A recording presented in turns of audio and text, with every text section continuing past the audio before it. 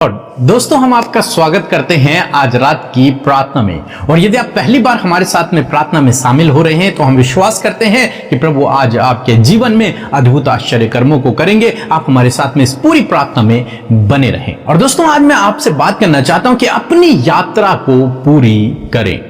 अपनी यात्रा को आप अधूरे में न रोक दें। यात्रा मीन्स क्या?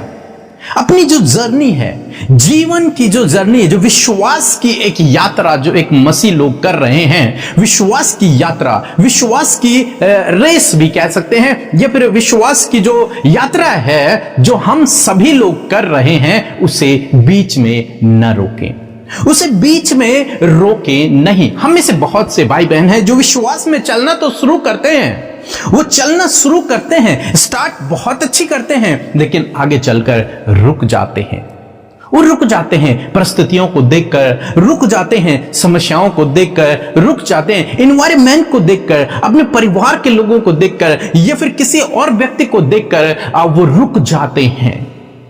रुक जाते हैं। विश्वास में आगे बढ़ना, मसीह जीवन में आगे बढ़ना छोड़ देते हैं। वे स्थिर से हो जाते हैं, एक जगह पर रुक जाते हैं। दोस्तों, क्यों मैं ये सब कह रहा हूं? क्योंकि आप जानते हैं कि परमेश्वर के पास हमारे लिए एक योजना है और परमेश्वर चाहते हैं कि वो योजना हमारे जीवन से पूरी हो, लेकिन हमें से बहुत से भाई बहन हैं जो उसमें रुकावट एक तरीके से बन जाते हैं। वो स्वयं अपने आप ही रुक जाते हैं, वे आगे नहीं बढ़ते। और जब आगे नहीं बढ़ते तो परमेश्वर की योजना उनके जीवन में पूरी नहीं हो पाती है। लेकिन परमेश्वर चाहते हैं कि परमेश्वर उनके जीवन में अपनी योजना को पूरा करे। और यदि आप परमेश्वर के कार्यों को अपने जीवन में देखना चाहते हैं, यदि आप चाहते हैं परमेश्वर के आशीषों को देखना या फिर उसके अद्भुत कामों को अपने जीवन में देखना, तो आपको क्या करना है? आपको इस विश्वास की रेस में लगातार बने रहना है। इस विश्वास की यात्रा में आपको लगातार बने रहना है, चलते रहना है, रुकना नहीं है। परिस्थितियों को देखकर जीवन में चाहे कैसा भी समय आ जाए, लेकिन आपको रुकना नहीं है। आपको फिर भी विश्वास में बढ़ते चले जाना है। क्यों रुकना नहीं है? हम एक बार देखते हैं उत्पत्ति किताब उसका 11 अध्याय में एक व्यक्ति के विषय में पढ़ते हैं जिसका नाम है तेरह। और तेरह ने क्या किया? उसने उर देश से चलना शुरू किया। उसका एक टारगेट था, उसने सोचा था कि मैं कनान देश को जाऊंगा, मैं कनान देश को जाऊंगा।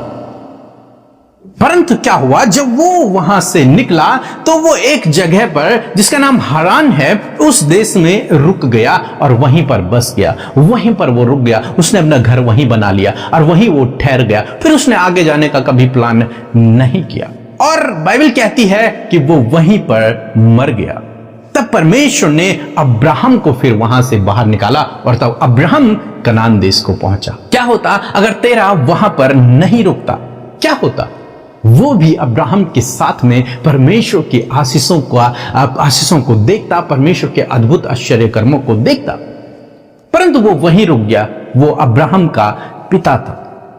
ये लोग अन्य जाति फैमिली से आते थे, यानी कि ये लोग परमेश्वर को नहीं जानते थे, अन्य देवी देवताओं की ये लोग पूजा किया करते थे। परंतु परमेश्वर ने उर नगर में ही अब्राहम से बातचीत की, या फिर अब्राहम को चुना, या फिर अब्राहम के हृदय में इस बात को डाला। और हो सकता है उसने अपने पिता से शेयर किया और तब ये पूरा परिवार वहां से निकला कनान देश जाने के लिए। लेकिन तेरह कनान देश नहीं गया, वो हारान में ही बीच रास्ते में ही रुक गया और वहीं पर रुक गया। वहीं पर कई सालों तक रहे और वहीं पर उसकी मृत्यु हो गई।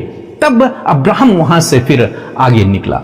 तो मैं क्या कहना चाह रहा हूं? मैं कहना चाह रहा हूं कि आप अपनी यात्रा को रोके नहीं। परमेश्वर ने आपको चुना है, परमेश्वर ने आपको बुलाया है, लाखों करोड़ों की भीड़ से आपको चुना है। आप अपनी विश्वास की यात्रा को रोके नहीं। जैसे यहां पर तेरह ने अपनी यात्रा को रोक दिया, वहीं पर रुक गया, वहीं पर बस गया। कारण नहीं लिखा, क्यों? हो सकता है जीवन की परिस्थितियों को देखकर, हो सकता है वो आगे नहीं चल पाए, हो सकता है वहां पर बहुत अच्छा एनवायरनमेंट रहा होगा, खेती अच्छी रही होगी, इसलिए वो वहीं पर बस गए। लेकिन यदि हम मसीह में हैं, यदि हम प्रभु यीशु मसीह के पीछे चल रहे हैं, तो हमें रुकना नहीं है, हमें लगातार आगे बढ़ते चले जाना है।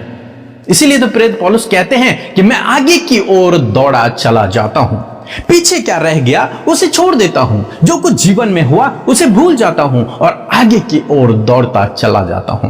आपको अपने विश्वास की यात्रा को रोकना नहीं है, नहीं तो आप वहीं पर रुक जाएंगे और कभी भी परमेश्वर के आशीषों को उस कनान देश में नहीं पहुंच पाएंगे। तो आपको क्या करना है? आपको रुकना नहीं है। आपको हर एक बात को नकारते हुए, जो कुछ आपके जीवन में हुआ उसे नकारते हुए, जो परिस्थितियां खराब हैं उन्हें नकारते हुए विश्वास की यात्रा में आगे बढ़ते चला जाना है, उस बात को ध्यान में रखते हुए जिसे पौलुस कहते हैं कि उस मुकुट को पाने के लिए मैं दौड़ा चला जाता हूं।